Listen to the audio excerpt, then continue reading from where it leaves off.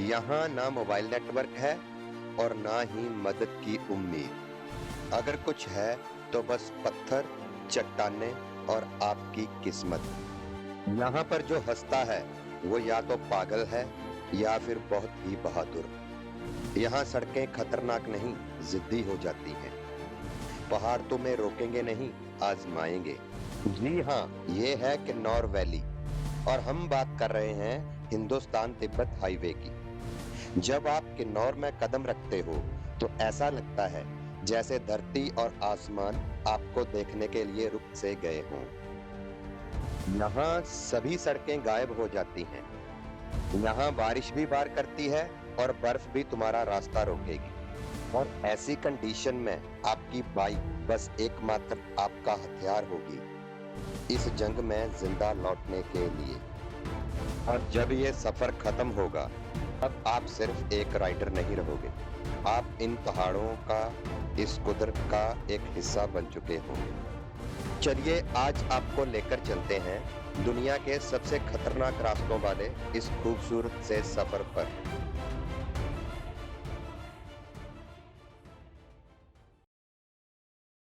नमस्कार, आदाब और मेरी तरफ से आप सभी को प्यार भरी सत श्री अकाल। दोस्तों, सुबह के 7:30 बज चुके हैं और अभी हम हैं नारकंडा में। कल शाम करीब 7 बजे हम नारकंडा में पहुंच गए थे। नारकंडा में एंटर करते ही बहुत तेज बारिश स्टार्ट हो गई थी, इसीलिए हम आपको नारकंडा की एंट्री नहीं दिखा पाए। सबसे पहले तो इसके लिए हम माफी चाहते हैं। यहाँ पहुंचने के बाद सबसे पहले हमने अपना ये रूम बुक किया। ये हमें काफी जेन्युइन प्राइस में मिल गया। और सबसे बड़ी बात कि ये रूम जो था वो मार्केट के बिल्कुल नजदीक था। और अब आप देखिए हमारे रूम की बालकोनी से बाहर का ये खूबसूरत नजारा। सच में यहाँ की सुबह बहुत ही सुकून भरी है।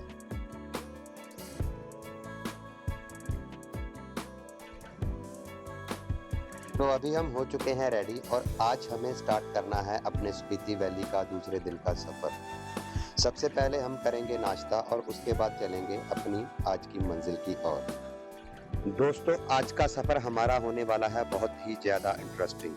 तो अगर आप भी हमारे साथ इस सफर का मजा लेना चाहते हो तो सबसे पहले हमारे चैनल को सब्सक्राइब कर लीजिए।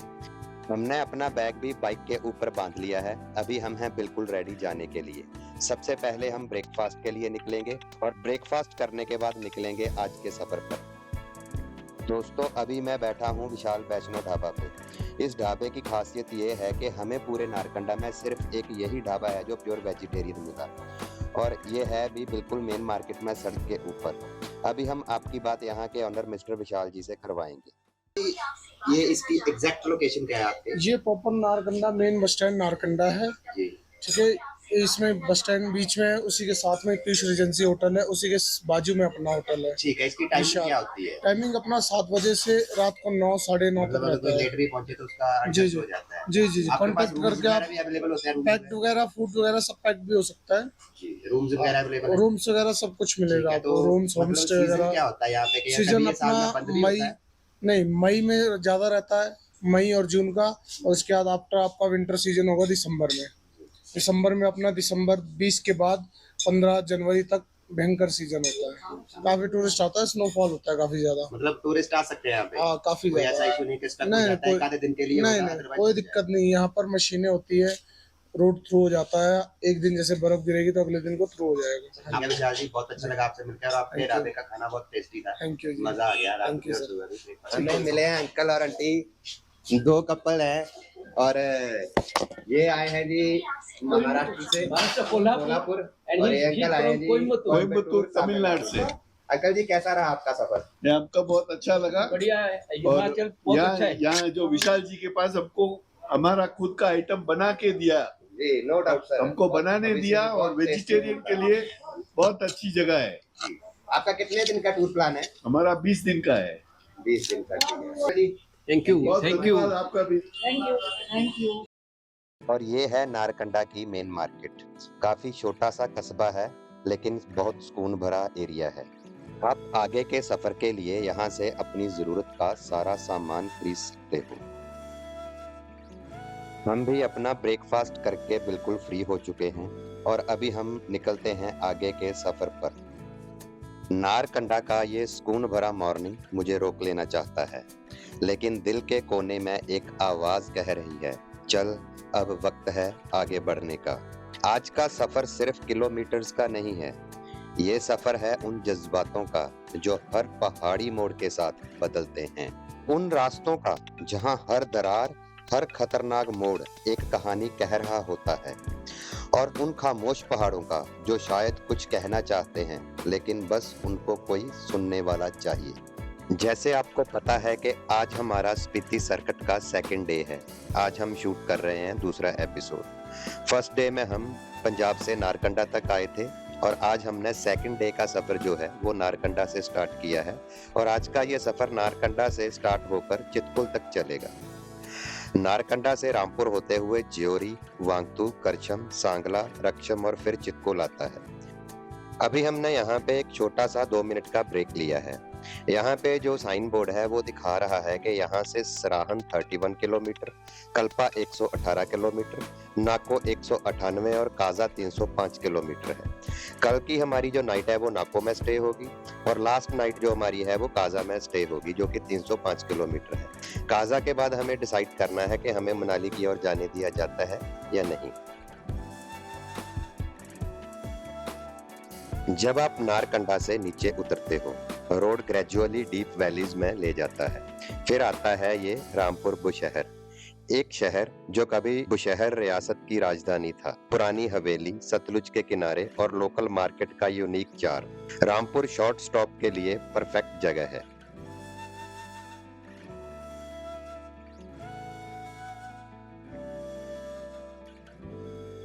रामपुर के बाद रास्ते और ज्यादा एडवेंचरस होने लगते हैं। ज्योरी के पास पहाड़ी मोड़ और नैरो रोड्स का सिलसिला शुरू हो जाता है। अभी आप लोग अपना दिल थाम के बैठिए, क्योंकि इससे आगे का सफर बहुत ही एडवेंचरस, ब्यूटीफुल और टू मच डेंजरस होने वाला है। अभी हम थोड़ी दूर ही पहुंचे थे, लेकिन आगे एक छोटा सा लैंडस्लाइड हुआ है, जिसकी वजह से पूरा रोड ब्लॉक हो गया है। बीआरओ वाले भाई साहब इस रोड को क्लियर करने का काम कर रहे हैं। दोनों तरफ काफी लंबा ट्रैफिक जाम हो चुका है। अभी लगता है यहाँ पे थोड़ा टाइम लगेगा। रोड क्लियर होते ही छोटी गाड़ियों को जाने के लिए अलाउ कर दिया गया है। बड़ी गाड़ियां अभी पीछे ही स्टक हैं। हम सबसे आगे थे, इसलिए हम सबसे पहले निकल आए हैं। रास्ते में कई जगह पहाड़ों को देखकर ऐसा लग रहा था जैसे कि ये हमारे ऊपर ही गिरने वाले हो। ये काफी डरावना मंजर है।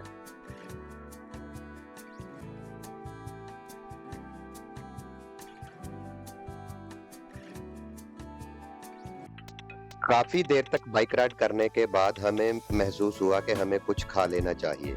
अभी हमने एक छोटा सा ब्रेक लिया है और यहाँ पे हम अपना लंच करेंगे। इस ढाबे का नाम है हिमाचली कांगरी ढाबा। ये ज्योरी के पास है और यहाँ से जो व्यू दिखता है वो काफी दिलकश है। सामने आप देख सकते हो कि बर्फ के छोटे छोटे पहाड़ भी दिखाई देने स्टार्ट हो चुके हैं और हमें इन पहाड़ों के दूसरी तरफ ही जाना है। अपना लंच करने के बाद एक बार फिर से हमने अपना सफर स्टार्ट किया करछम की ओर। अब आगे जाते जाते रास्ता और भी नैरो हो चुका था और खतरनाक भी, और यहाँ पे ड्राइव करने में भी थोड़ा थोड़ा डर लग रहा है, क्योंकि हमारी एक और तो ऊंची ऊंची चट्टानें हैं, लेकिन दूसरी ओर है बेहद गहरी खाई। तो यहाँ पे बहुत संभल के ड्राइव करना होगा।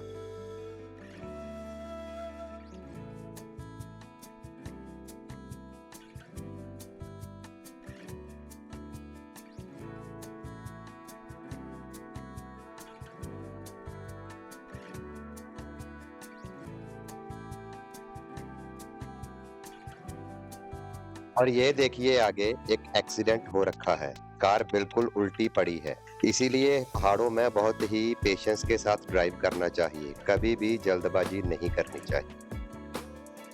और सामने देखिए पहाड़ को बीच में से काट के कैसे रोड बनाया गया है। ये है कमाल बॉर्डर रोड ऑर्गेनाइजेशन का।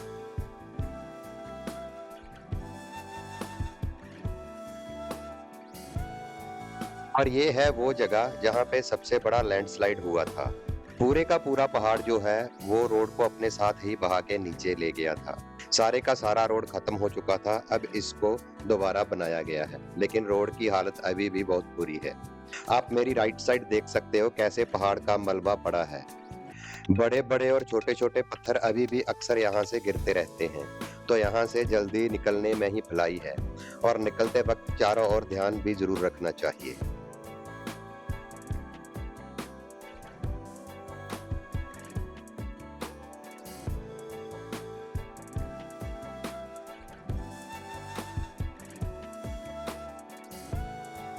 और ये है ट्रांडा ढांक, हिमाचल का वो मोड़ जहां रास्ता और मौत सिर्फ एक धार के दो किनारे होते हैं। एक तरफ खड़ी चट्टान जिसे देखकर लगता है कि वो कब गिर पड़ेगी पता नहीं, और दूसरी तरफ एक ऐसी खाई जहां नीचे सिर्फ सतलुज की चीखते हुए पानी की आवाज ही सुनाई देती है। यहाँ गाड़ी नहीं चलती, यहाँ चलती है हिम्मत। यहाँ का रोड कोई कंक्रीट स्ट्रक्चर नहीं है, ये एक जंग है इंसान और प्रकृति के बीच की, जहां कब कौन जीत जाए कोई गारंटी नहीं। एक छोटी सी गलती और जिंदगी के सीन एक ही फ्रेम में फ्रीज हो सकते हैं। यही तो है ट्रांडा ढांक का डर, और यही है उसका जुनून भी। यहाँ हर पत्थर एक वार्निंग है, और हर मोड़ पे लगता है जैसे खुद पहाड़ आपको टेस्ट कर रहा हो। लेकिन जो इस राह से गुजरता है वो सिर्फ ट्रैवलर नहीं रहता, वो बन जाता है सर्वाइवर।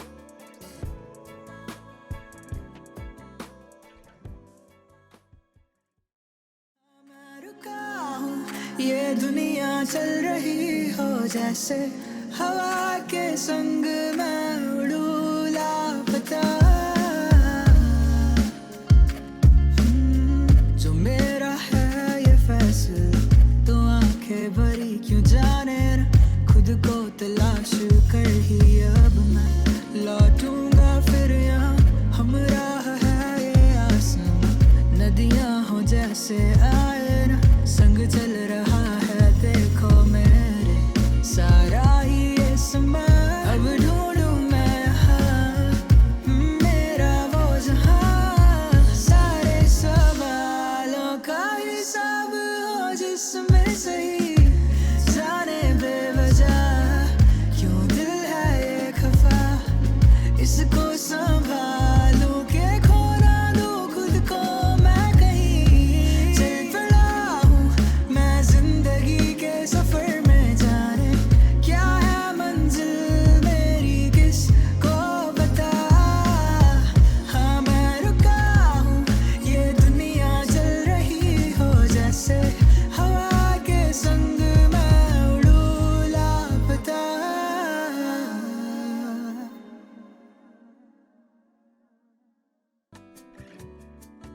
अभी हमें चलते चलते काफी देर हो चुकी है, काफी लॉन्ग राइड कर ली है हमने, और अभी हम बढ़ रहे हैं करछम की ओर। ये जो आप रोड देख रहे हो ना, इसे इंडो तिब्बतन हाईवे बोला जाता है, क्योंकि इसी रोड के जरिए कभी चाइना की और तिब्बत की ओर जाया जाता था।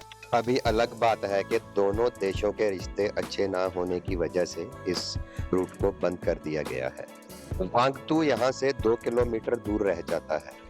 जब मैं छोटा था तो हिमाचल के मैप में जब ये नाम पढ़ता था वांगतू, सुमदो, नाको, तो मुझे लगता था शायद ये चाइनीज नेम है, लेकिन हमें क्या पता था कि हम खुद यहाँ तक अपनी बाइक पे राइड करके पहुंच जाएंगे।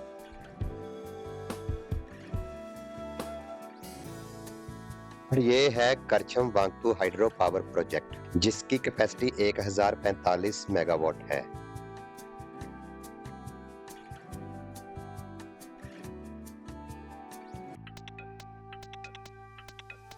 सतलुज नदी के किनारे किनारे ही हमें आगे करछम तक जाना है। करछम ही वो जगह है जहां से हमें चितकुल के लिए डायवर्शन लेना है। अभी हम आगे बढ़ते हैं करछम की ओर। इस सड़क के साथ साथ ही सतलुज नदी बहती है। इस सतलुज नदी पे ही करछम बांध बना हुआ है।